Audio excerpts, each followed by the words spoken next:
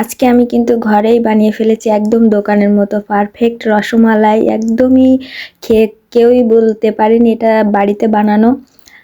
তো বিদেশে আসলে টাকা হলেই কিন্তু সব কিছু পাওয়া যায় না, আর পাইলেও যেমনটা মানুষ আশা করে তেমনটা হয় না।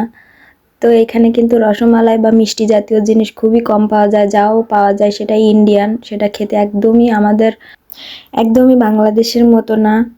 এর জন্য বাড়িতেই তৈরি করে খাওয়াটাই আমার কাছে বেস্ট মনে হয়। তো তার জন্যই বাড়িতেই তৈরি করার চেষ্টা। এর আগেও আমি অনেকবার রসমালাই তৈরি করছি, তো অনেক সুন্দর হয়, এজন্য বাড়িতেই বানাই। তার জন্য আমি এখানে 5 লিটার না 6 লিটারের বেশি দুধ কিনে আনছিলাম। তো সেই দুধের এখানে কিন্তু আমি ছানা তৈরি করে নিয়েছি, আর অন্যদিকে আমি দুধ জালে বসিয়ে দিয়েছি। দুধ যত জাল দেওয়া হবে ততই কিন্তু সুন্দর হবে খেতে।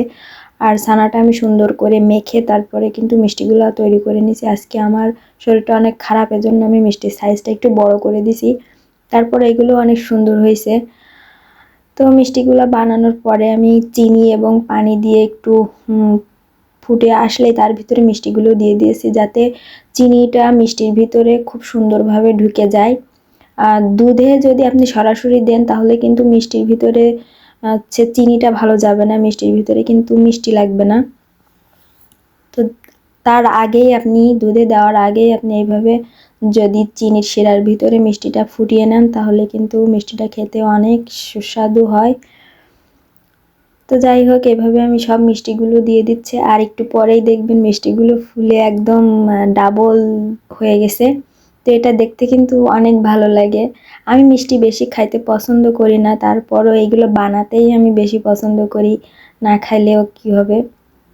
তো আজকে এই মিষ্টির ভিতরে কিন্তু বানাইছিলাম আমরা আমাদের দুজনের জন্য, কিন্তু আল্লাহ এর ভিতরে আরও অনেক মানুষের রিজিক লিখে রাখছিল, যার কারণে যাদের রিজিক তারা কিন্তু সময় মতো চলে আসছিল হুট করে মেহমান, আর তাদের বাসার জন্য আমি বক্সে করে দিয়ে দিছিলাম। বাসায় 2টো বাচ্চা ছিল, তার জন্য এখানে দুধ জাল হয়ে গেছে। আর আমার রসমালাই যে মিষ্টিটা সেটাও কিন্তু আমি চিনির শিরায় সুন্দরভাবে ফুটায় নিয়ে দুধের ভিতরে দিয়ে দিয়েছি। দুধটা আপনি যত জাল দিয়ে ঘন করে ফেলতে পারবেন রসমালাইটা খেতে কিন্তু ততই ভালো হবে।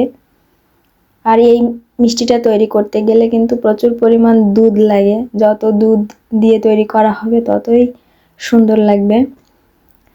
আর দোকানে তো ওরা অনেক টেকনিক ব্যবহার করে, আমি কিন্তু কোনো কিছুই ব্যবহার করিনি, শুধু দুধ দিয়েই তৈরি করছি। তো এই হচ্ছে আমার মিষ্টির ফাইনাল লুক। এত সুন্দর হয়েছিল যে বলার মতো না, একদমই দোকানের মতো। কেউ খেয়ে বলেনি এটা আমি বাসায় তৈরি করছি। তো ভিডিওটা কেমন লাগলো, আশা করি ভালো হয়েছে। ভালো হলে জানাবেন।